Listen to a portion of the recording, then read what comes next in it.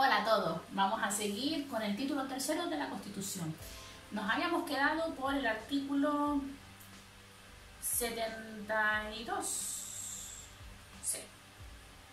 Nos habíamos quedado por el artículo 72 del primer capítulo, el de las cámaras. Bueno, antes de empezar les quiero enseñar esta camiseta. Esta camiseta que me regalaron mis amigas por mi cumpleaños. Dice: ser funcionario no es cuestión de suerte, sino de esfuerzo. Y miren las mangas y la otra manga. Está hecha a mano por una chica, se llama Blue Art. Lo voy a dejar abajo por si quieren echar un vistazo. Está pintado todo a mano. Todo esto es pintado a mano. Bueno, desde aquí darles las gracias porque siempre me están apoyando. Bueno, si escuchan de fondo un pequeño ruido, es que tengo el ventilador aquí abajo. Hace muchísimo calor y para grabar el vídeo tengo que cerrar las puertas, tengo que cerrar la ventana. Bueno, vamos a seguir entonces sin más dilación con el artículo 72. Vamos a ver ahora cómo se organizan las cámaras, cómo se organiza el Congreso y el Senado. Nos dice el artículo 72 que las cámaras establecen sus propios reglamentos. Hay un reglamento del Congreso, hay un reglamento del Senado.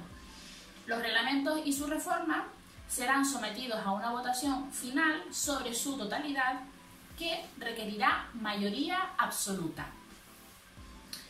Aprueban autónomamente su presupuesto, ¿vale? Ellos mismos aprueban sus propios presupuestos, tienen total autonomía. Ellos dicen cuánto dinero se van a gastar, en qué se va a destinar y de común acuerdo regulan el estatuto del personal de las Cortes Generales. El estatuto del personal también lo aprueban las cámaras. Las cámaras eligen sus respectivos presidentes y los demás miembros de sus mesas. Las sesiones conjuntas, es decir, cuando se haga una sesión en conjunto Congreso y Senado, la va a presidir el presidente del Congreso y se regirán por un reglamento de las Cortes Generales aprobados por mayoría absoluta de las cámaras. Aparte del reglamento del Congreso, aparte del reglamento del Senado, habrá un reglamento de las cámaras para cuando se reúnan de forma conjunta y será aprobado por mayoría absoluta. Los presidentes de las cámaras ejercen en nombre de las mismas todos los poderes administrativos y las facultades de policía, es decir, cuando el Congreso de los Diputados está reunido, la máxima autoridad ahí es el presidente del Congreso. Hace hasta funciones de policía, puede decir que alguien vaya detenido, pues si entra alguien, que las cámaras decíamos que son inviolables es que no puede entrar nadie, ni policías, ni jueces, ni nadie. La única autoridad allí es el presidente del Congreso. Si alguien entrara a intentar violar las cámaras, el presidente tiene funciones de policía y es el que puede decir que alguien vaya detenido. Y tiene todos los poderes administrativos también, nos dice la Constitución, en el interior de la Cámara. El artículo 73 nos habla de las sesiones ordinarias. Esto también me lo veo mucho en los exámenes. Las cámaras se reúnen anualmente en dos periodos ordinarios de sesiones. El primero, de septiembre a diciembre, vale, vamos a acordarnos, después del verano, empieza el curso, septiembre. De septiembre a diciembre, llegan las navidades, dejamos enero de descanso y luego de febrero a junio. Vale, julio y agosto, vacaciones.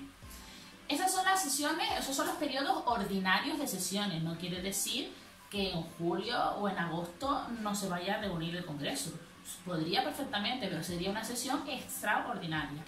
Sesión extraordinaria sería. Y ahora nos habla de esas sesiones extraordinarias. Podrán celebrarse a petición del Gobierno, de la Diputación Permanente o de la mayoría absoluta de los miembros de cualquiera de las cámaras.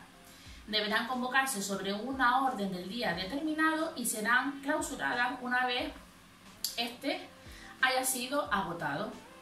Vale, entonces, fuera de esos periodos que decíamos, de septiembre a diciembre y de febrero a junio, las cámaras se pueden reunir de forma extraordinaria si lo solicitan el Gobierno, la Diputación Permanente o la mayoría absoluta de los miembros de cualquiera de las cámaras. La Diputación Permanente es un número de diputados que va a estar proporcional y se va a ver representado por los distintos grupos políticos que hayan sido elegidos, que siempre va a estar ahí, siempre va a estar, por eso se llama Diputación Permanente.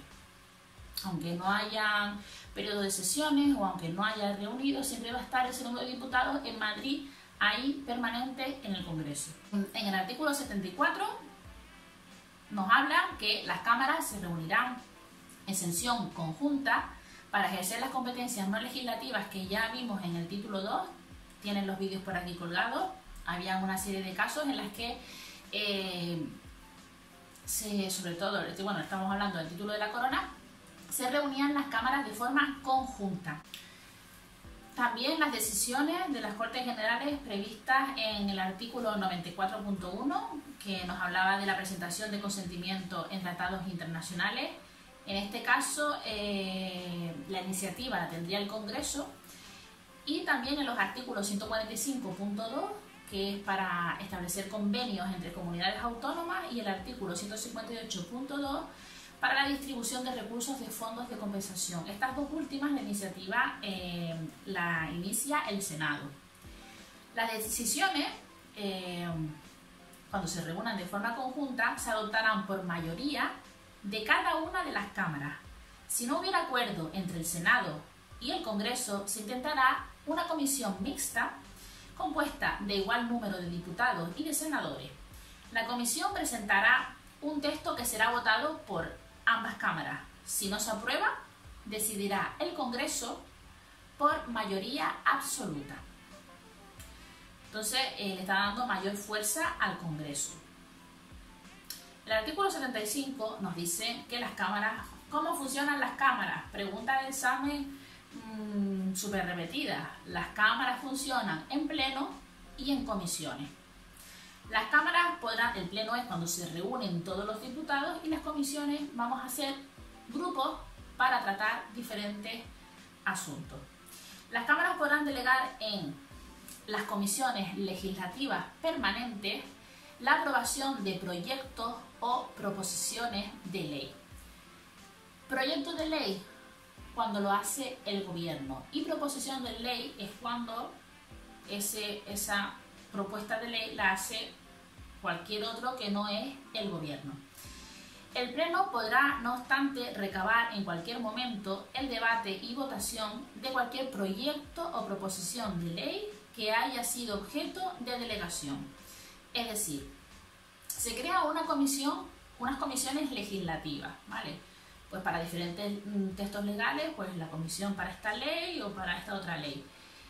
Porque es más fácil trabajar en grupos pequeños que todo el pleno, todos los 350 diputados trabajando, va a ser bastante difícil y no se va a terminar nunca. Eso no quiere decir que aunque sean las comisiones las que estén trabajando en esas leyes, en cualquier momento el pleno va a poder recabar información y decir, oye, ¿esto cómo está? Excepciones a esta delegación de comisiones. La reforma constitucional solo puede hacerse en el Pleno. Las cuestiones internacionales solo puede hacerse en el Pleno. Las leyes orgánicas, las leyes de base y los presupuestos generales del Estado. Estos no pueden hacerse por comisiones legislativas, se tienen que hacer en el Pleno. Vamos a ver las comisiones de investigación en el artículo 76. El Congreso y el Senado en su caso ambas cámaras conjuntamente pueden nombrar comisiones de investigación sobre cualquier asunto de interés público. Sus conclusiones no serán vinculantes para los tribunales. También lo veo mucho en los exámenes. Sus conclusiones no serán vinculantes para los tribunales. Evidentemente, no pueden vincular a los tribunales. ¿Por qué? Porque los tribunales están en el poder judicial. Es poder judicial. Los tribunales van a aplicar las leyes, van a dictar sentencias. Y estamos hablando que es una comisión de investigación que puede hacer el Congreso o el Senado, que es el poder legislativo. No se pueden mezclar los poderes. El que legisla no puede ser el mismo que va a aplicar las leyes. Por eso no son vinculantes. Se pueden crear comisiones de investigación, se puede informar, pero no va a vincular a un tribunal. Lo que allí se encuentre y lo que allí se decida no va a vincular a los tribunales, ni va a afectar las resoluciones judiciales, sin perjuicio de que el resultado de la investigación sea comunicado al Ministerio Fiscal para el ejercicio cuando proceda de las acciones oportunas, ¿vale? Se puede comunicar al Ministerio Fiscal, esto es lo que hemos investigado, todo esto es lo que hemos descubierto, y el Ministerio Fiscal pues ya verá si denuncia esos hechos, y ya los tribunales, mediante un procedimiento judicial, será el que actúe o el que dicte sentencia en su caso si hiciera falta. Será obligatorio comparecer ante esas comisiones de investigación para los diputados y para los senadores a requerimiento de las cámaras, ¿vale? Si las cámaras, una comisión de investigación de cualquiera de las cámaras hace un requerimiento para que comparezca alguien ante ella, pues es obligatorio comparecer. La ley regulará las sanciones que puedan interponerse por incumplimiento de esta obligación. El artículo 77 nos habla sobre las peticiones. Las cámaras pueden recibir peticiones individuales y colectivas, siempre por escrito, quedando prohibida la presentación directa por manifestaciones ciudadanas. ¿Vale? Queremos hacer una petición. Se puede hacer una petición individual o colectiva. Pero lo que no podemos hacer es quedar todos y manifestarnos allí dentro de la cámara. Eso está prohibido. Las cámaras pueden remitir al gobierno las peticiones que reciban, y el gobierno está obligado a explicarse sobre su contenido, siempre que las cámaras lo exijan. El artículo 78 nos habla de la Diputación Permanente. Nos dice que en cada cámara habrá una Diputación Permanente compuesta por un mínimo de 21 miembros, esto cae también mucho en los exámenes, que representarán a los grupos parlamentarios en proporción a su importancia numérica. La realidad es que en cada una de las cámaras hay bastante más de 21 miembros. Ahora me metí en la del Congreso, había muchísimos, ni las conté. Y en el Senado otro tanto, como 70 personas. En el Congreso hay más, puede ser por la actual situación esta del COVID, no lo sé. Pero vamos, esta diputación estará presidida por el presidente de la Cámara correspondiente, y las funciones de esta Diputación Permanente son la solicitud de sesiones extraordinarias, asumir las facultades que corresponda a las cámaras de acuerdo con el artículo 86, es decir, la Diputación Permanente tendrá que asumir esa función de dictar decretos leyes, y también la del artículo 116, es decir, declarar los estados de alarma, excepción y sitio en caso de que éstas hubieran sido disueltas o hubiera expirado su mandato. Si ya expiró el mandato o ya las cámaras han sido disueltas, se queda la Diputación Permanente hasta que se formen las nuevas cámaras. Si en ese periodo pues hay que dictar algún decreto ley en caso de extraordinaria o urgente necesidad, o hubiera que declararse alguno de los estados de alarma, excepción o sitio, lo hará la Diputación Permanente. Expirado el mandato o en el caso de disolución, los diputados permanentes seguirán ejerciendo sus funciones hasta la constitución de las nuevas Cortes Generales. Reunida la Cámara correspondiente, la Diputación dará cuenta de los asuntos tratados y de sus decisiones. En el momento en el que se formen las nuevas Cortes Generales, la Diputación tendrá que ponerlos al día y dar cuenta de todos los asuntos que han tratado en ese tiempo en el que las cámaras pues no estaban en activo.